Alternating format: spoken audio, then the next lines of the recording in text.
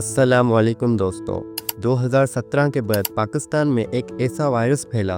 ये कोई biological virus नहीं था, नहीं इसका इलाज किसी अस्पताल में था। इस वायरस का नाम था टिकटॉक। एक ऐसा प्लेटफॉर्म जहां लोग बहुत कुछ कर सकते थे, लेकिन वहां लोगों ने सिर्फ चीप और घटिया मवाद को चुना और बदमाशियां करने लगे। तेरे सामने जो भी आ रहा होगा ना न यहाँ टैलेंट बचा, न तमीज, सलाम सलाम वालेकुम अस्सलाम। वालेकुम अस्सलाम और पिल्ले पे लानत। जहाँ गैंगस्टर और वीआईपी कल्चर्स जैसे चीज़ों को हद से ज़्यादा प्रमोट किया गया।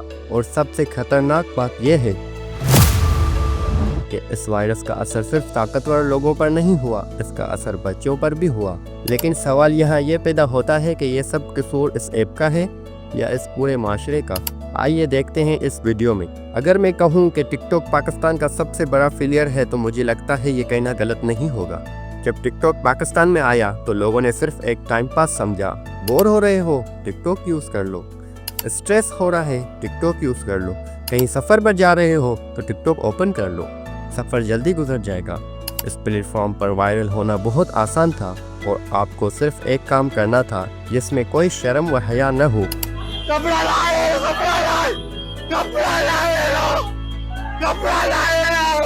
जो तमीज़ के दायरे से निकल कर बाहर हो। अगर ये स्टेप्स आप फॉलो करोगे तो चंद दिनों में, बल्कि छोड़ो चंद घंटों में वायरल हो जाओगे। और वहीं से शुरू होती है वो रेस जहां हर बंदे को सिर्फ एक चीज़ चाहिए थी, अटेंशन। ये वायरस आहिस्ता आहिस्ता हर शहर, हर गांव में फैल गया और हर बंदा निकल कर ये कहने लगा, मैं भी फेमस हो सकता हूँ, मैं भी कुछ कर सकता हूँ। लेकिन इसका मतलब ये होता था कि मैं भी कुछ उल्टा सीधा कर सकता हूँ। यहाँ सबसे ज़्यादा अजीब बात यह थी कि लोगों को फ़र्क पड़ना ही बंद हो गया कि वीडियो में क्या हो रहा है। फ़र्क सिर्फ ये पड़ता था कि कितने वीडियोस आ रहे हैं। प्रैक्टिकल मिसाल आपके सामने है। हेलो, आप कौन? मैं बिजली बोल रही हूँ। आप कौन बोल रहे हो? मैं खंबा बोल रहा हूँ। रजब बट वो शख्स है जिसे आज पूरा पाकिस्तान जानता है। कौन है? एक गैंगस्टर, एक ईगो पर्सन जिसकी हर आए दिन किसी न किसी के साथ कंट्रोवर्सी रहती है। ये कहना गलत नहीं होगा, वो पाकिस्तान के सबसे बड़े अटेंशन सेकर में से एक है। और यहाँ एक सवाल पैदा होता है, अगर ये मवाद इतना जहरीला है तो टिकटॉक उसे प्रमोट क्यों करता है?